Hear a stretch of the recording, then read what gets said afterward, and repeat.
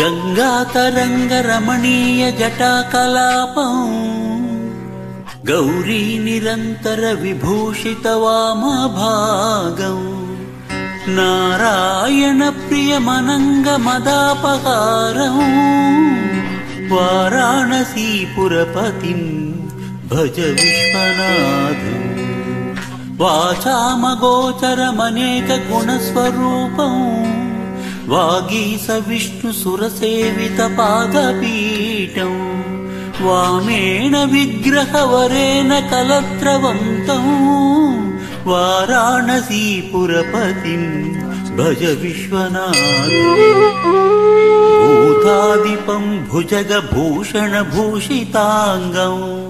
व्याघ्राङ्किनां वरधरं जटिलं त्रिनेत्रं पासाङ्कुशाभयवरप्रदशूलपाणिं वाराणसीपुरपतिं भज विश्वनाथम् सीतांशुशोभितकिरीटविराजमानं बालेक्षणानलविशोषितपञ्चबाणौ नागाधिपारचितबासुरकर्णपूरं वाराणसीपुरपतिं भज विश्वनाथम् पञ्चाननं दुरितमत्तमताङ्गजानां नागान्तकं धनुजपुङ्गवपन्नगानं दावानलं मरणशोकजराटवीनां वाराणसीपुरपतिं भज विश्वनाथम् तेजोमयं सगुणनिर्गुणमद्वितीयम् आनन्दकन्दमपि राजितमप्रमेयं नागात्मकं सकलनिष्कळमात्मरूपं वाराणसीपुरपतिं भज विश्वनाथम् आसाविसाय परिहृत्य परिष्यनिन्दम् उपेरधिञ्चित सुनिवार्य मनस्समाधौ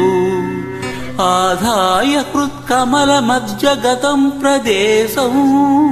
वाराणसीपुरपतिं भज विश्वनाथम् रागादिदोषरहितं स्वजनानुरागं वैराग्यशान्तिनिलयं गिरिजासहायं माधुर्यधैर्यसुभगं करलाभिरामं वाराणसीपुरपतिं भज विश्वनाथम् वाराणसीपुरपतेस्तवनं शिवस्य व्यासोक्तमस्तकमिदं पठितमनुष्या विद्याश्रियं विपुलसौख्यमनन्तकीर्तं सम्प्राप्य देहनिलये लभते च मोक्षम्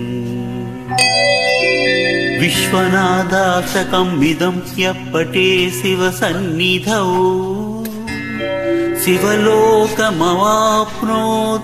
शिवेन सह मोदते।